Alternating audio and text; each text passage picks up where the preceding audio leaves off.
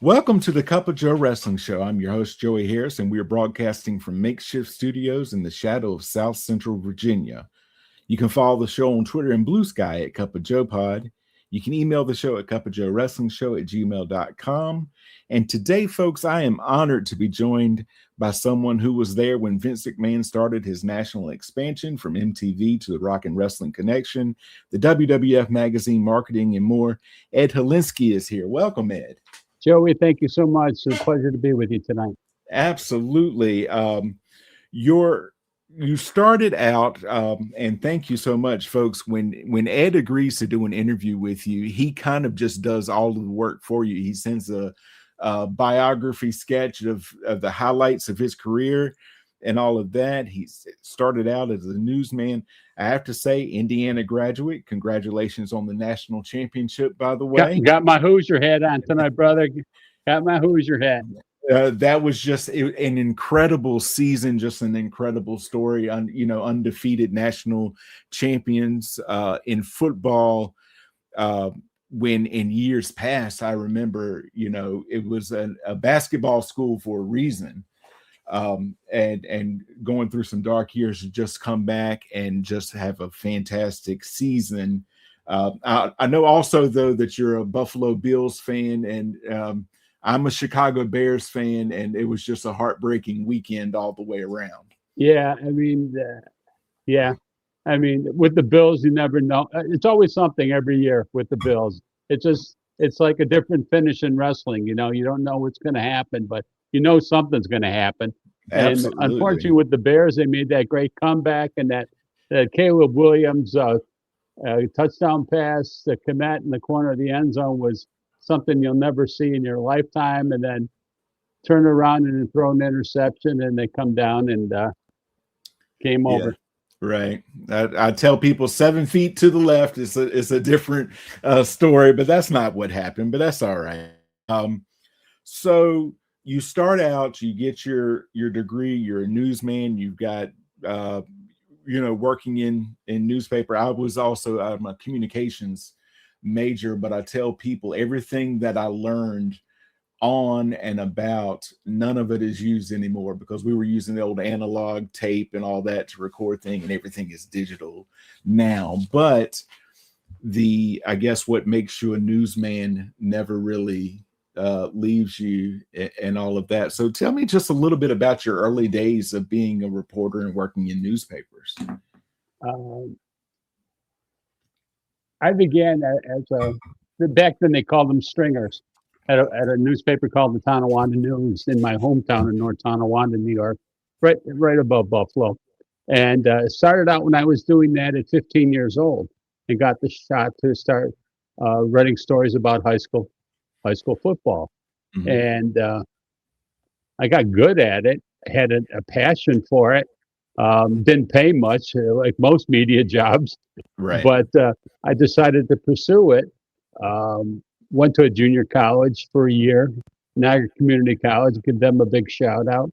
And then I was in the transfer portal to go to Indiana after they won the NCAA basketball tournament in 75-76. Mm-hmm. I came the year afterwards, but that's the last undefeated men's basketball team at 33-0, and that's 50 years there today. This year, I should say. So, got my degree, came back to Western New York, worked at a couple of different papers, ended up going to a place called the Buffalo Courier Express, and it was one of the two major big papers in Buffalo. Unfortunately, it folded in September of 1981, and I saw a lot of guys with their careers just go down the drain. A lot of them that were in their mid 50s or early 60s, too early to retire. They couldn't really pack up and go. Some of them did, some of them tried. It was just a sad time. Got an opportunity to come to Auburn, New York here, and become a sports writer at the Auburn Citizen. And we took a newspaper, part of the chain there, probably 30 newspapers at that point, and within 6 months we were number 2 in the newspaper for the sports category. I mean, we were ranked number 2. The reason being is that we focus on local, which has become a lost art when you come down to high school sports in this day and age. I mean, you don't see a lot of it anymore. TV stations, newspapers don't devote time to that and space to it anymore. Better yet, where you can find many newspapers that publish daily or even 3 times a week. They're becoming even more scarce. So there was a wrestling show that it was coming here to Auburn, New York at Cuba Community College. I grew up in Western New York. I had the opportunity and the privilege of watching wrestling coming out of Buffalo, Toronto, Maple Leaf Wrestling, and then we would get some wrestling shows out of Hamilton, Ontario, that would come out of Detroit. So we got to see all these different talents. So I kind of understood what wrestling was about. So I asked for credentials for this show coming to Cuba Community College, and a guy named Ed Cohen, who was the booker at that point, booked a lot of shows and really helped Vince with the national expansion, getting into markets across the country. He agreed, but the thing is that whatever we did, we needed to send to them afterwards, and that's an easy, agreeable thing to do.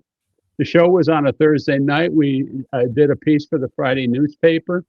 I talked about retrospective things. You remember the days of Sweet Daddy Siki or Tex McKenzie and Whipper Billy Watson. Well, here's the WWF, World Wrestling Federation, with Sergeant Slaughter and Swede Hansen and Ivan Putski that were coming to this house show. And it was packed. And then on Sunday, when newspapers couldn't sell all their advertising, they did picture pages. So Steve Taylor, who was a longtime photographer with the WWF/WWE, did this phenomenal picture page. Great. Turned out really, really well. Sunday afternoon, I'm clipping this stuff off. I'm mailing it off to Ed Cohen on the Cape. The company was still based on Cape Cod. Fulfill my end of the bargain. And then the following Wednesday, he's calling me saying this stuff is really good. Vince has seen it. Hey, we're starting this national magazine. Would you and Steve be interested in flying down here and interviewing for the editor's job and the chief photographer's job? Hell, I'm 25 years old, sure, why not, Right. Steve is a little bit older. He's married, a little different circumstance, but we agreed to take the interview. We go down there. We interview with a few different people. None of them were Vince at that point. But we were hired on the spot. And we negotiated our pay that same day. And then when we're flying back to Syracuse later that night, we get off the plane and just shaking our heads and said, what did we actually do? I mean, it crossed our minds whether we joined the service or we joined the circus. I mean, you could flip a coin which one it was at that point.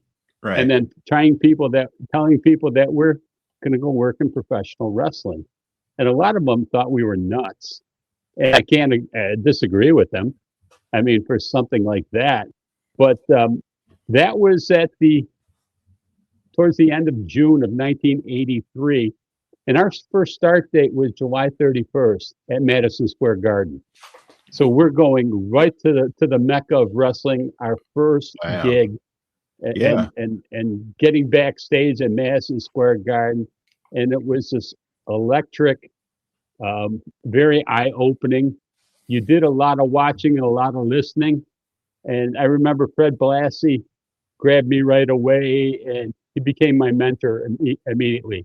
Come here, kid. I'm gonna teach you things about the business. Wow. I learned that night that at Madison Square Garden, the amount of money that changes hands in gambling amongst friends on every match on what the finish was, and it turned out that wasn't the only house, where that happened at. All the big arenas, you would see money changing hands after every match. It was amazing. You learned how to see how guys gig themselves. I mean, there's a specific way and a way to watch for it. Um, and once you understand it and see it a couple of times, you become second nature to you on spotting this stuff. Well, I mean, we went in there and um, turned out the magazine was myself, Steve, um, a guy named Phil Francher who was trying to sell advertising on that, and Linda McMahon. Even though she was known as Linda Kelly in the masthead, Right. she was the publisher. And we had another guy named Robert DeBoard who was overseeing things, but that was kind of it. So we had the magazine, and then we had the monthly program that were going to the different venues as well too. And so, at that point, come to find out, Vince had thrown out all the other wrestling photographers, the George Napolitanos, the Bill Apters, the guys from Pro Wrestling Illustrated. They're out the door. I mean, they came back later on with their submarine sandwiches with the camera lenses popping out. I mean, they got very creative as well too. But Vince, that was Vince's way. He wanted to control the media, and his television product and the WWF brand was extremely important to him. He was under a lot of pressure and a big deadline. He had bought the business for his father for $1 million and had to pay it back in a year. Mm-hmm. That's huge. Or it reverts back to dad. Oh yeah. I've had you talked about PWI. I've had Bob Smith on the show and talking about the sub sandwiches that they would, they're like, we're up on a upper level a little bit, so we're sneaking our sub sandwiches in that are actually cameras to try to get some action shots, because he said they had been absolutely just frozen out. But I can understand why Vince, he wants to do his own thing and all of that. And also I've had Brian Solomon on talking about the Gorilla Monsoon book and just how that was just a tremendously tense time for Vince, because he got what I would consider to be a sweetheart deal from his dad, but he still had to pay the money back within a year, and he has all of this just pressure on him. But Ed, I can tell you this: you have made just half of my job easier, because you've covered like things I wanted to ask about, because when you sent me this and said you were the first editor of WWF magazine, originally Victory magazine, until you get the kind of cease and desist from Stanley Weston, who says that he has the rights to Victory magazine. Up in this magazine, it had in their Victory series, and that's what he based it on. And that's what he had his lawyers sick on us. And we agreed to cease and desist and decided we're going to change this to the official WWF magazine. And I was also going to ask you, the only thing I had known about Victory magazine before that was that very short-lived segment that they had, the Victory magazine corner. And I was going to ask you about Robert DeBoard, because he's got that famous scene where he's like, it's going to now be the WWF magazine, and Victory Corner is now going to be Piper's Pit. Yeah. Well, Robert, come to find out, his somehow he and the McMahon and Robert's wife Judith were all friends. Okay. And Robert was put in this position of going with being in charge of marketing, and they said, okay, you're going to help oversee the magazine as well too. You'll learn some things about distribution of the magazine or whatnot. Was he experienced with it? No, absolutely not. Was I ever a magazine editor before that? No. Was Steve Taylor ever a photography editor for a magazine? I don't think so. So it was a trial and error, but it was so exciting. Now with Vince, a tense time, yeah, it was a tense time but it was also a very exciting time for Vince as well too, because he's going into these television markets and these TV stations and getting his product on his shows, getting on these TV stations. Now, mind you, it could be Saturday night at midnight. It could be Sunday morning at 4 o'clock in the morning, but he was still entering the market. Um, and then, yeah,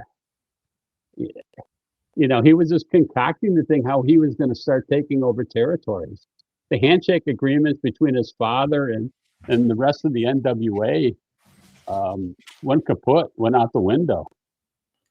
It's just like he seceded, and the only way he's going to make this thing fly is if he goes national. Right. From my understanding, some of them, he went to some of these promoters and said, "Hey, let's work together. Or let me buy you out," and they wouldn't do it. So I mean, so he came in and he raided their talent. When you raid the talent, you got nothing. Mind you, in wrestling, you can put somebody over rather quickly if you have a good storyline, which is a whole different thing. Back then the storylines were developed by the wrestlers and the road agents. Right. We didn't have a battery of writers writing this stuff up. I had my hands full just doing what I did, which was a program in a magazine. And with Vince and the way the business was changing, I think that I had a magazine done or a program done, and he'd come in and say, "No, we got to take this out, take this out, take this out. I want this, this, this, this instead." And I got 3 days before deadline. Mm.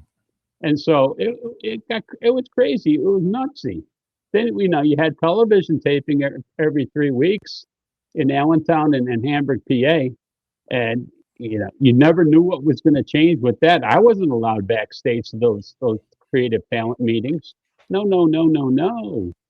It was as new to me as it was to everybody else on what was going to happen or what was going on.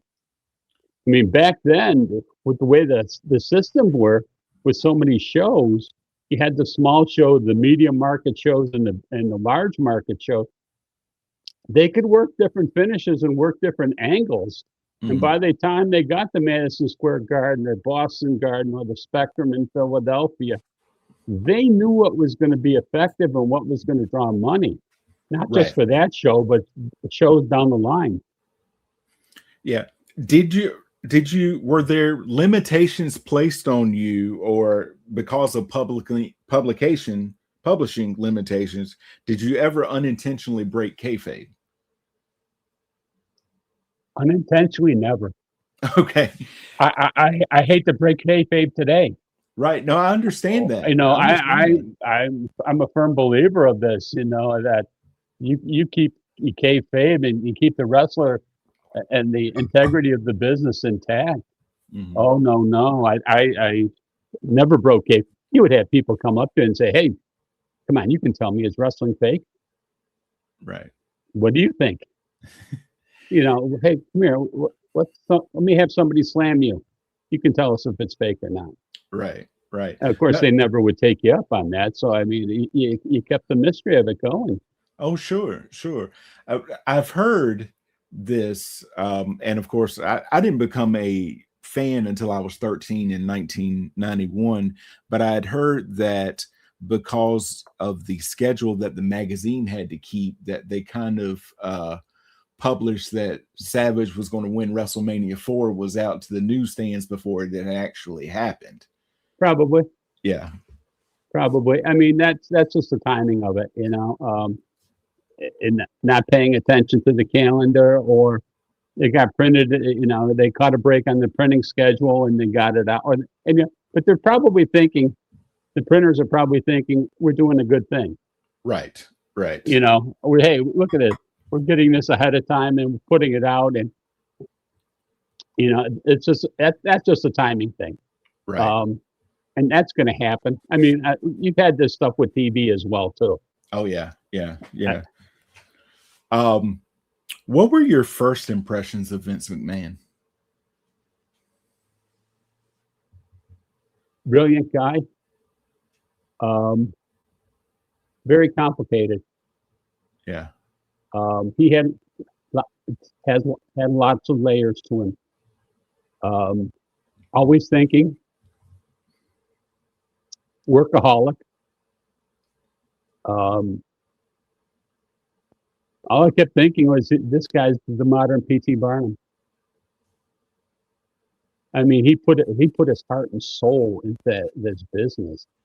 For the time I actively worked for them for 4 years, the man literally worked 18 to 20 hours a day.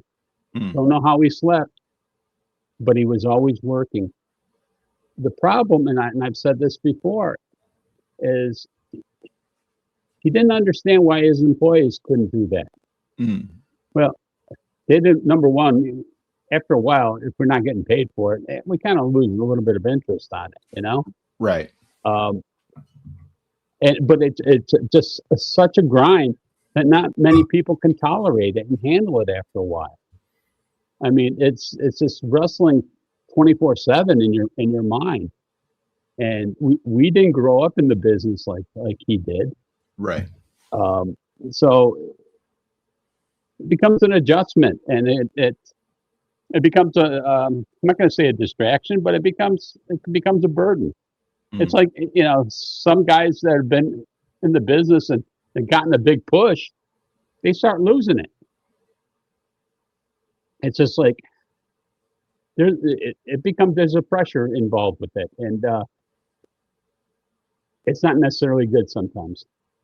Oh, sure. I've heard, again, not being there, is that they would go on the road and you'd set up, and we're doing a day of interviews, and you got 200 or 300 interviews that Howard Finkel's having to sit there and schedule, and Mean Gene's doing all the stand up. And he's like, it was just, I've heard Mean Gene say in shoot interviews, it was just a long, brutal day. And they were first of all, Howard, God rest his soul, Mhm. one of my first friends in the business. We were racquetball buddies in the whole 9 yards. Plays on the Titan softball team together. Um, he shared his Jets season tickets with me as well too for a couple seasons. So I mean, I have nothing but good things to say about Howard. But Howard was in charge of that and putting that all together. And you're doing these things 3 weeks today here, coming to the Cow Palace in San Francisco, or 2 weeks today, or 1 week. And Gene was phenomenal at that. Mhm. Even prior to people don't give Vince a lot of credit for the mic work that he did. I mean, on those interviews as well too. Um, you know, when he hired Gene, that took a lot of burden off of Vince at that point, where he can go out and do other things that he needed to do. But having that, and then when they went up and got into Toronto, you know, they had announcers up there as well too, who could you know, handle the interviews as well too. Mhm. So it was just an evolution, evolution. And I'm very fortunate to be in there between 83 and 87, when this business exploded. Mhm. It's just like, wow. And let me tell you, after 4 years, I had plenty of it. Thank you very much. Right. I'm done. Right. No, I can understand and appreciate that. But you come in 83. Was Vince fully, I guess, did he have the plan fully formed at that time? I'm going national and just exploding this thing. He knew he was going national. I don't think he knew he did. He had the blueprint in place. Right. You know, things change all the time. I know he had, you know, there was always arguments and trying to get into the building in Cincinnati, or building in St. Louis or Kansas City, even Chicago. I mean, you know, a lot of these wrestling organizations, you know, made sure that Vince was locked out of these places, and you know, and conversely, these NWA promoters were locked out of the Northeast Right. buildings as well too. So it went both ways. But Vince found a way. What he did was he went to these television station managers and would find out how much, you know, say Vern Gagne's AWA show was paying a month or a week or whatever, and Vince would double it or triple it or quadruple it. Mm. And of course, these TV guys are going to take where the money is. Right. It's crazy, it's pretty simple. And so it just, Vince overpaid on some things, but he needed to do that and to get to these markets. Mm. We Yeah. just shook our head in amazement on some of the stuff that went on because there Right. was always something new every day. Sure. Never a dull moment. Never a dull moment. And I remember we were having a meeting in the boardroom, and he's talking about, yeah, we're going on USA Network, and I need to come up with a Sunday name of our wrestling show. And we brainstormed a little bit, and I just said, hey, how about All American Wrestling? You put the red, white, and blue out there. Who doesn't like that? Right. Well, Vince goes, well, the argument was, well, not all of our wrestlers are American. Who cares? It doesn't make any difference. Right. You're saying this is an all-American show. That's the crux of it. And so they went with it. I never got a dime for it or the royalty or for the naming rights, but so be it. It's okay. That's awesome. But to help him go national, he needs that person he can build around, and it turns out that's Hulk Hogan, coming off of this massive success of Rocky III, where he plays Thunder Lips and all of that. And you were one of the very few people instrumental in moving him from the AWA to the WWF. Talk about that a little bit. I was contacting promoters. We needed content for our magazine. Mm-hmm. Pretty simple. We contact some of these promoters. Our photographer come in and shoot some of your matches. We'll put it in our magazine. We'll do a little story about your wrestling promotion. It started out harmless, and then it became a weapon because we were infiltrating these territories. I get called into a meeting with Jim Troy and Steve Taylor, and Vince sits down and he turns to me. He goes, I want you to get Steve Taylor into a AWA show to shoot some matches. Okay. Any particular one? No, I don't care. Get him in. All right, let me see what I can do. Said, Ed, you're excused. Out the door I go. And then he has a conversation with Steve and telling Steve what he wants him to do. Out the door you go, Steve. Then he finished up with Jim Troy. And so this plan was concocted. Now I'm calling Vern, and I get to Vern. Mm-hmm. There's no gatekeeper. I'm getting to Vern. And I'm talking to Vern, and he's skeptical as all hell. And I said, hey, look, we're just looking to get our photographer in there and be respectful and shoot some matches. We'll put it in our magazine. We're an up and coming magazine. We can use the content. I think you could use the publicity as well too. So he agrees. Okay, hey Vince, this is where we got. I think it was Chicago. Mm. Vince, Steve, you're going to Chicago. Come see me again. And that's where he told Steve that he wanted to pass some information to Hulk to have him call. And so Steve goes to the show, and Blackjack Lanza is following Steve all over the place. He's following him in the men's room. I mean, somehow Steve shakes him and was able to get a message to Hulk Hogan. Please call Vince. And apparently Hulk had said, yeah, my intentions were to do that anyways, but thank you. And so that's what happened with that. Vince had said to me privately, I'm going to make Hulk Hogan the first $1 million wrestler. And he was going to take this. Vince realized the box office that Hulk created as Thunder Lips and Rocky. Mm-hmm. And Vince could appreciate that and could vision what he could do with it as well too. And between he and Hulk, they really came together and put together a tremendous plan. I mean, uh, hanging and banging, eat your vitamins, say your prayers, all that stuff that he said. Hulkamania is running wild, the red and the yellow. Then we went to the Real American when he was wearing the red, white, and blue, the white Right. T-shirt. So I mean, but that was also with the clothing, and that was building up the merchandising on top of that. So everything was there was a plan at that point where everything that was being done was done with a purpose and specificity. I mean, it was amazing how things were falling into place. Hmm. I mean, and when Hulk came on, we couldn't keep any Hulk Hogan T-shirts in stock. Mm. And at that point, I'd moved on, from the magazine. The Right. the problem with don't get me wrong, I have no bad things to say about the McMahons. They're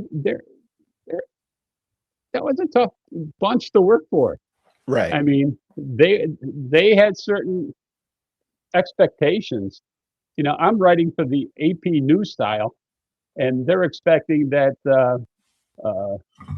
I'm writing nonfiction. And there's a completely different. And Vince used to tell me, "You write too much like a newspaper reporter." Well, that's what I was. That's what I Right. am. Right. That's my training.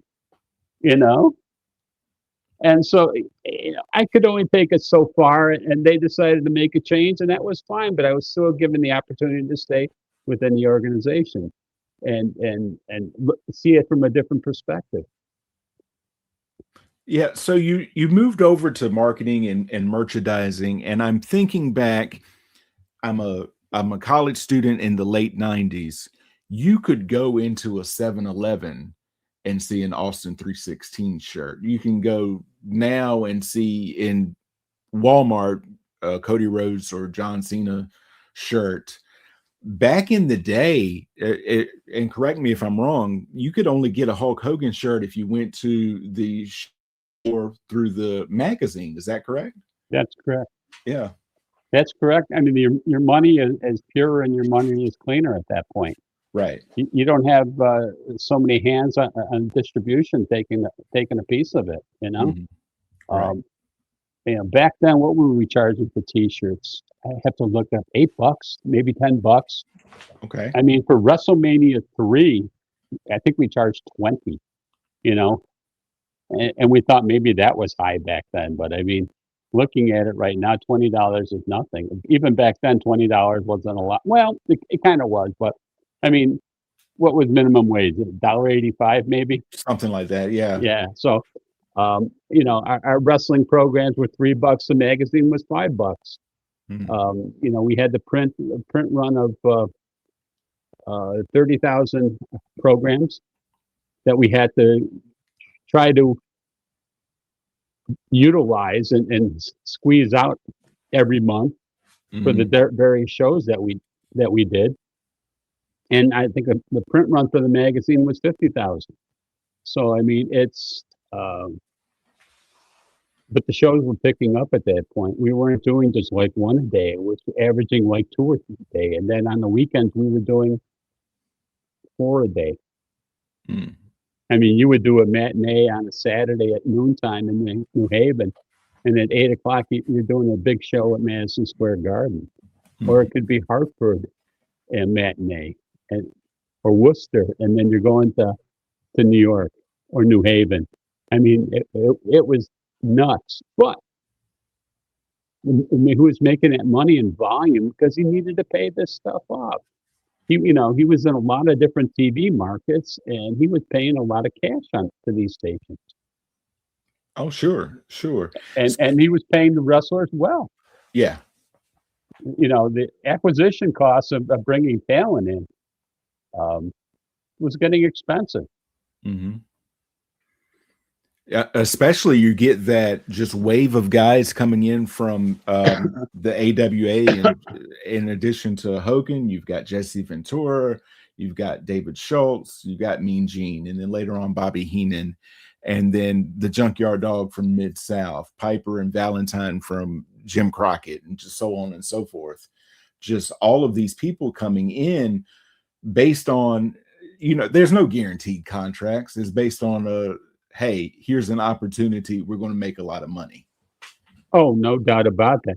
But looking back, you know, the they call them now wrestling enhancers. I mean, the jobbers. Right. They were making $50,000 a year. Wow. Okay. SD Jones was making $50,000 a year back in 1983. So, I mean, it wasn't SD was one of the regulars, right? But these guys were making some good money. Even what's that in today's dollars? Oh, at least three times. I think it's 3 times as much. Yeah. So I mean, $150,000 right now. So I remember Linda once going to TV. She goes, "Here's all these contracts for these wrestlers. Try to have them signed."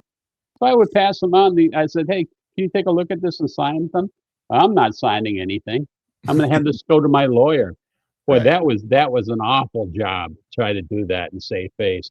And, these guys, some of these guys were so suspicious that we were moles and rats. Right. That we weren't to be trusted. And we kind of ran into that stigma for a while. Just like, no. But right. There were guys like, Sergeant Slaughter who understood what we were doing and was very cooperative. I mean, I remember Rocky Johnson. He was a pain in the ass. He really was. Right.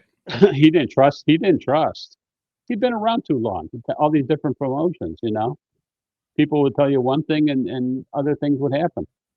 I can't blame them. No. I was going to say, if you were in it for any amount of time back in that day, I guess you learn to not trust promoters and think that they're going to double cross you or what have you. Yeah. I mean, some of these guys were, coming in for 3 months, 6 months, a year, 2 years max, and then moving on.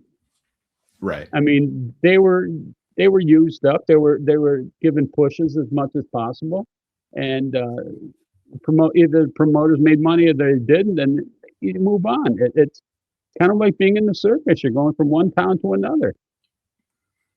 Right. And so you're there in the middle of that. You've got this now Rock and Wrestling Connection. They're on MTV. MTV's the biggest thing going. Were you there the night they had the John Stossel, David Schultz confrontation? I was 15 feet away from when it happened. Oh, wow. So give me your bird's eye view of what happened and your thoughts on that. Well, I mean, the lights are on the camera. You got John Stossel there. You got David Schultz, who was agitated as all get out.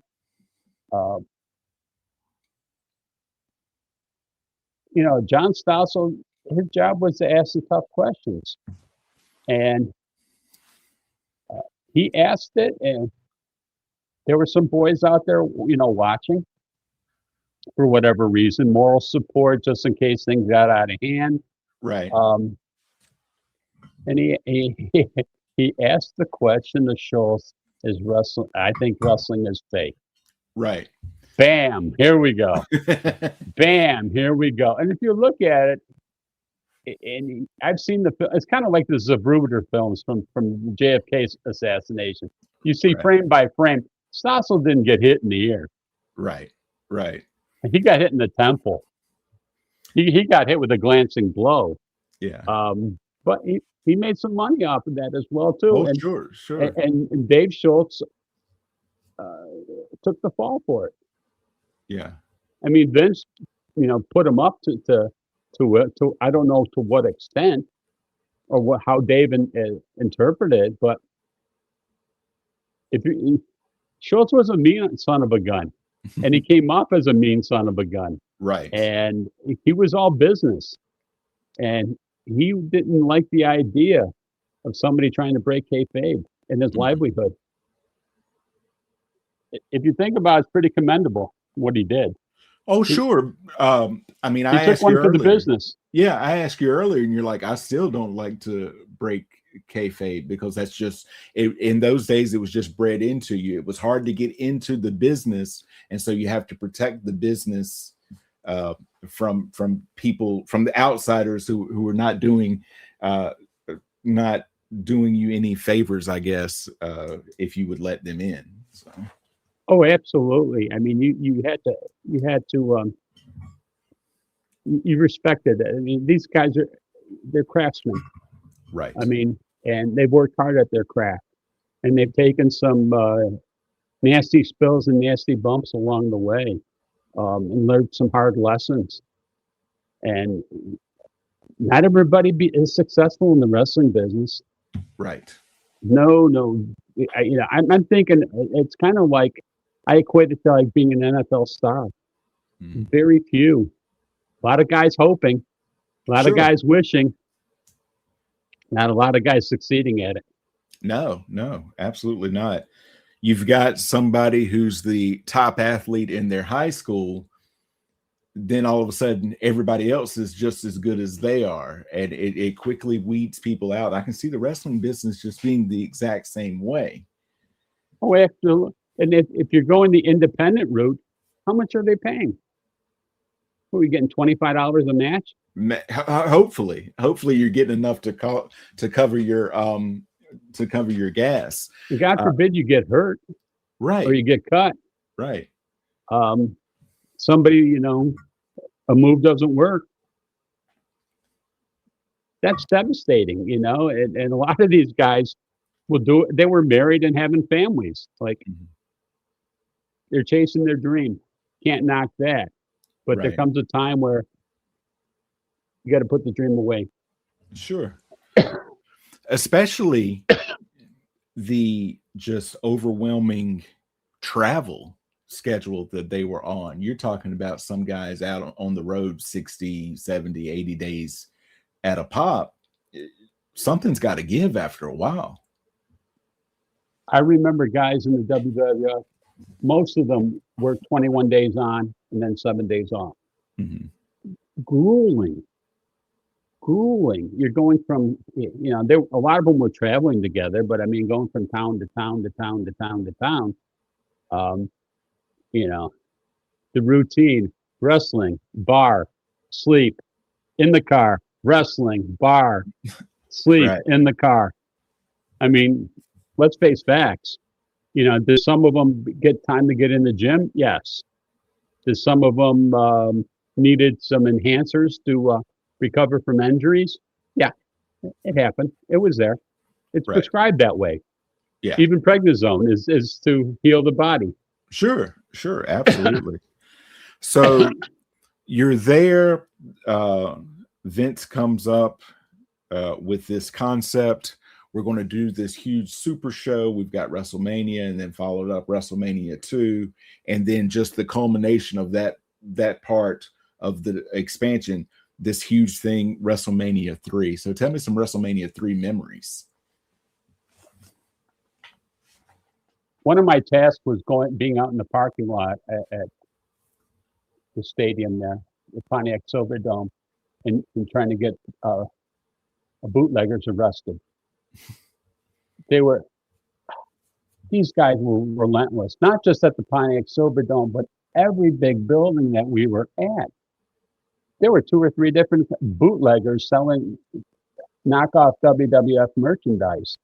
And the public didn't think anything of it, and they probably saved a few bucks on it as well, too.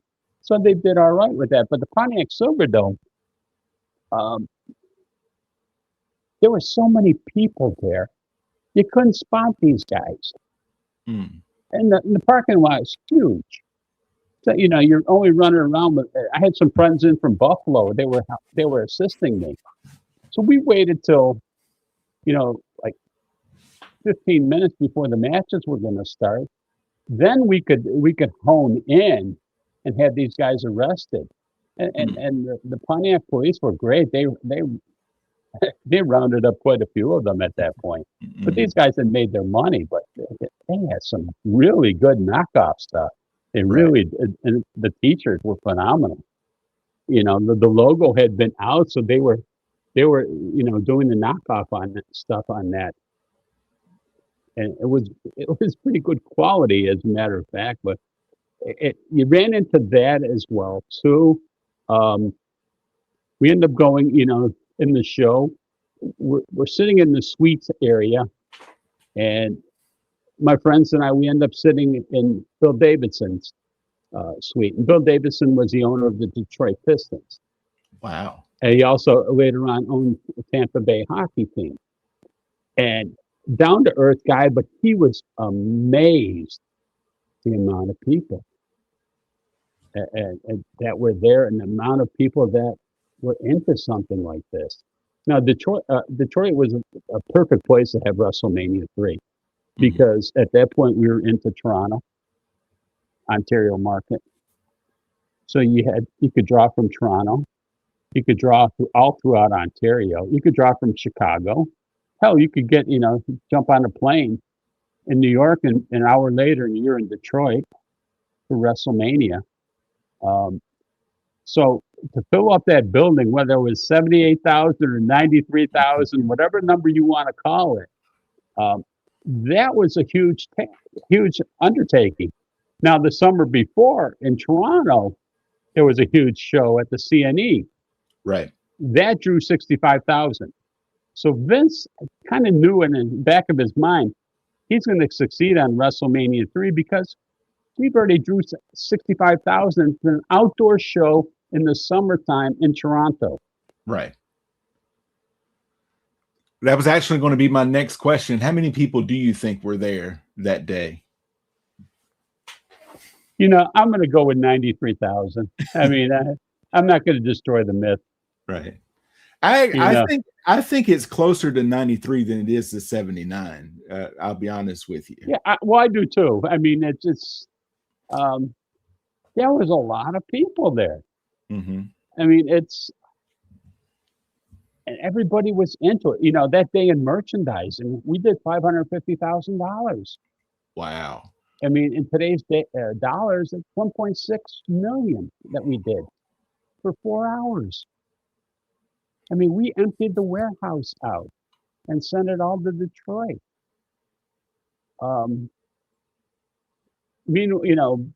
Also that same weekend, we were closing up the warehouse and moving to a different location. So whatever was coming back, hopefully it wasn't going to be a lot.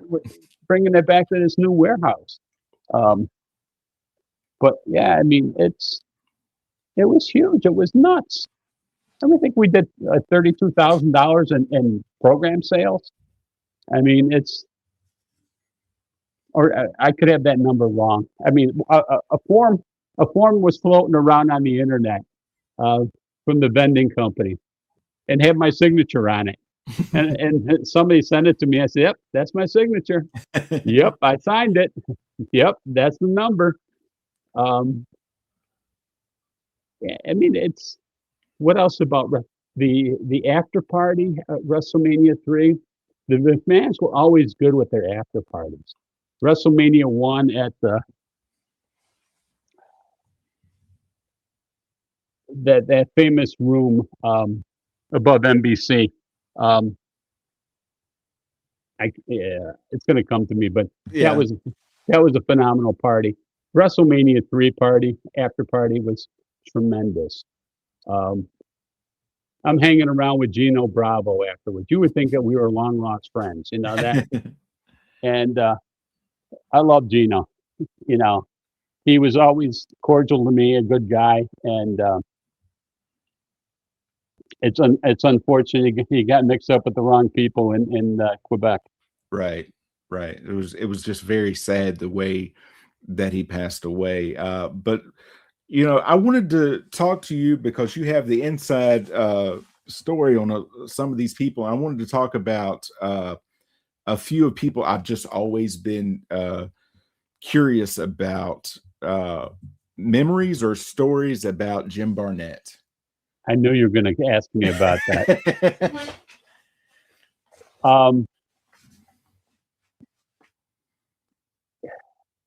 Jim was rather complicated.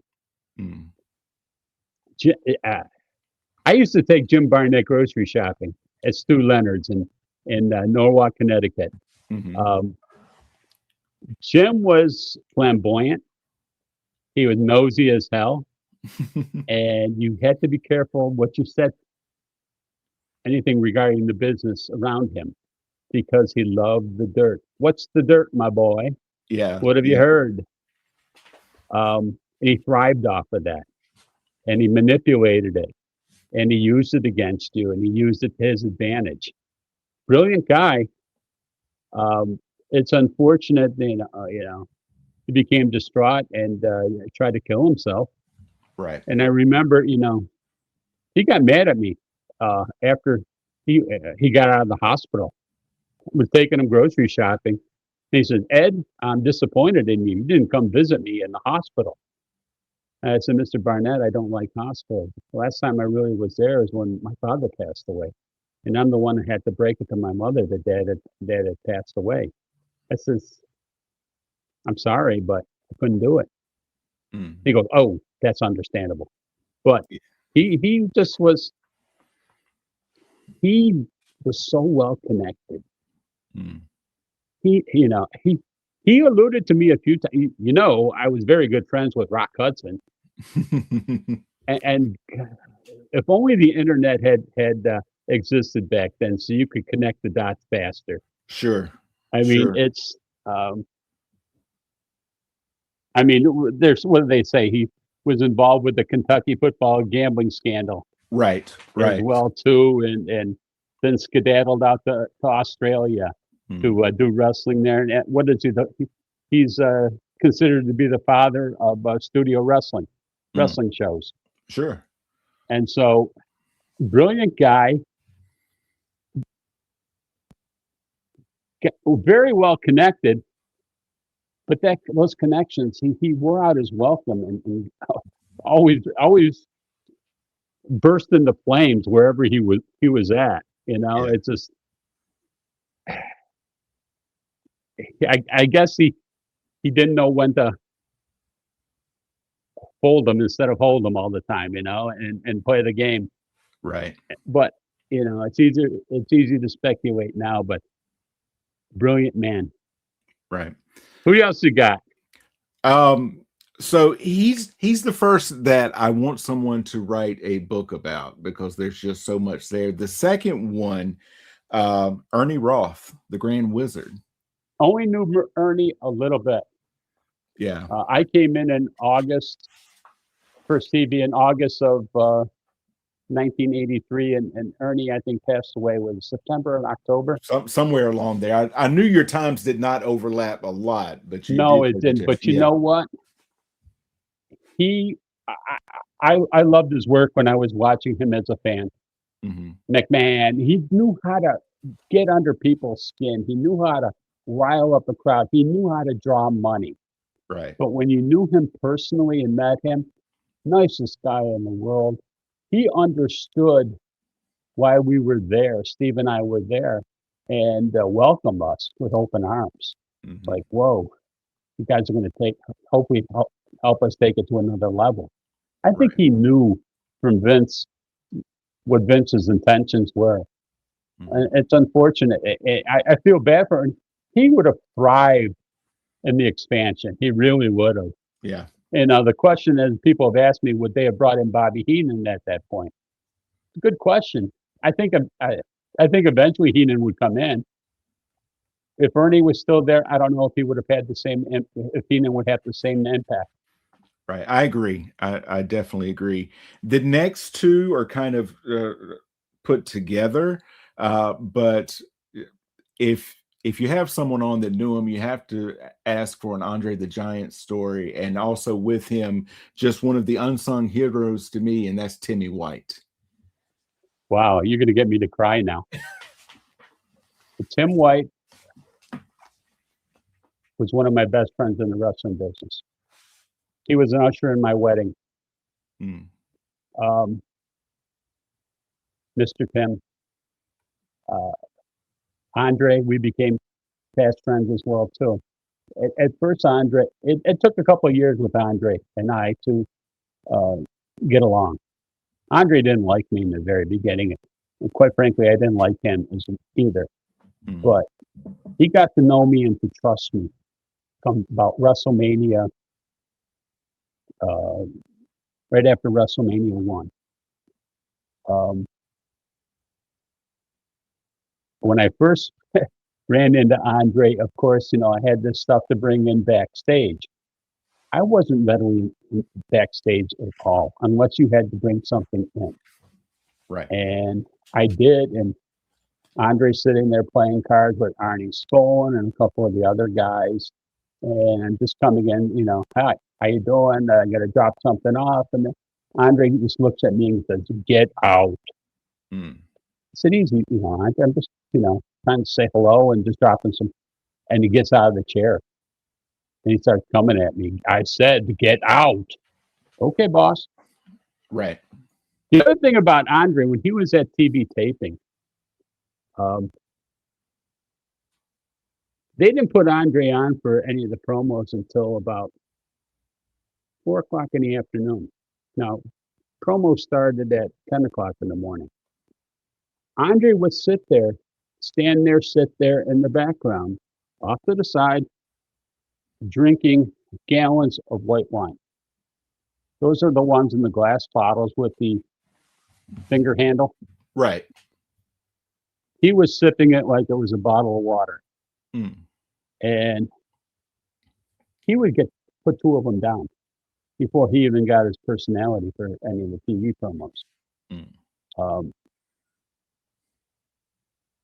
The other thing I remember about Andre, we did a piece for him for the magazine up at his restaurant. He and Dino Bravo and Gito Brito owned a little restaurant in Montreal. And we went there to do a photo shoot and a little bit of a story. And we decided to take him out on the street. Now, in Montreal, Andre was known as Frere Jean, Brother John. And he was a heel. And so he's taking a picture of this little old lady comes walking down the street. You can't plant anything like this. And she comes up to him, not afraid of him in any way, shape, or form, sticks her finger up. Now she's like 4'10", with heels on. Mm-hmm. Sticks her finger up in his chest, looking up at him and saying, "Kill le monster, kill le monster." And I'm thinking to myself, what the hell am I saying? Looking back, if I only had a cell phone with a recording device at that Right. point, because some of the stuff that we saw and experienced was unbelievable. The only thing we have left of it is really memories. But for that to occur, and then we were in Montreal for a wrestling show there, and Andre was a great heel in Montreal. He really, really was. People hated him. And he enjoyed every minute of it. He really, really did. Now, Tim White, caught up with Tim in Florida a few years ago, about 3 years ago. And the last time I saw him, I had spoken to him and we exchanged voicemails along the way and talked a couple of times. But when Vince had gotten in trouble, I said, hey, why don't you, I texted him. I said, hey, you should become the next WWF president. And he just texted me back. He goes, I don't need those headaches. But, Tim was always, he and Andre were very, very close. And Tim had did a TV segment, TV interview saying how Andre died in France. He died alone in a hotel, and how sad that was. And Tim said, I wish I could have been with him. And the way Tim died in a hotel room in Dallas alone is something that I'm thinking to myself, I wish I could have been there for you as well. Mm. We just hit it off so well. He was quite the character. He enjoyed my company. I love the guy. Catch up with him in the afterlife, he and Andre. The other thing that one last story about Andre and Tim. We were at a show in Buffalo. I didn't go to the show. I said, where you guys staying? I'll catch up with you at the hotel, at the bar. He says, whatever the hotel was. So we catch up. I got my wife to be. And we in a roped off area. of the bar, and Andre's having a grand old time with my wife. And we mentioned, yeah, we're getting married, in a few months. And Andre comes up, he goes, "Can I come to your wedding?" "Absolutely, boss." "When is it?" "It's May 14th. Now, this is November. And he goes, "I cannot attend. I'll be in Hartford that night." He knew his bookings that far in advance. Wow. The other thing, too, is all of a sudden, these three guys come running towards where we're sitting. And Tim, he didn't see it coming, but he just turned and he put his arms up and he said, "Not tonight, fellas. Not tonight." Now, Tim could handle it himself. I think he sparred with Marvin Hagler at one time. So, Tim knew how to take care of himself in these type of situations. And I looked at Tim and I said, "How did you know?" He goes, "It's a second instinct, and better yet, it happens every night." You can feel it rumbling on the floor. Trouble's coming. And so, yeah, Mr. Tim.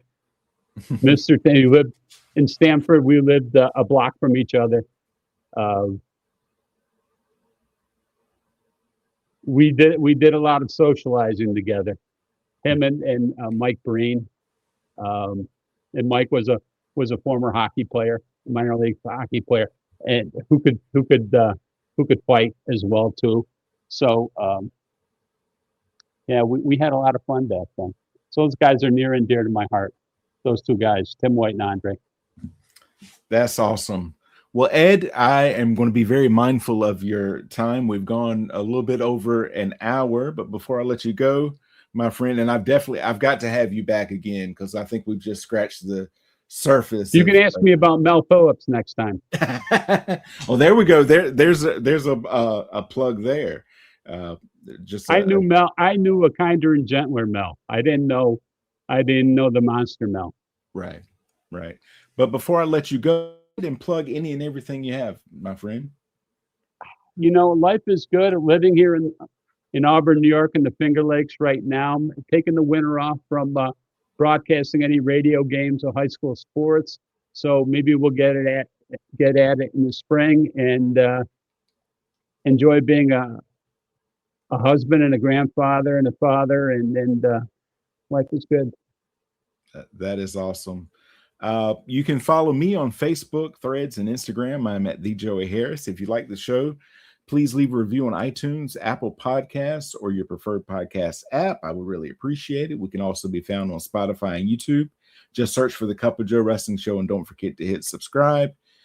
And of course, patreon.com/Baby Kangaroo Media for bonus episodes of the Cup of Joe Wrestling Show, the Joey Harris Super Show, the Green Room, the Book Club Baristas, and so much more. Just $5 a month for hours of extra content. If you would like to support the show in another way, you can at paypal.me/cupofjoepod. I am on Cash App and Venmo at the Joey Harris. Ed, thank you again so much. I really appreciate this. It has been just a pleasure, my friend. Joey, thank you so much. I've had fun too. All right. And for Ed, this is Joey saying so long from the heart of Virginia. We'll talk to you next time.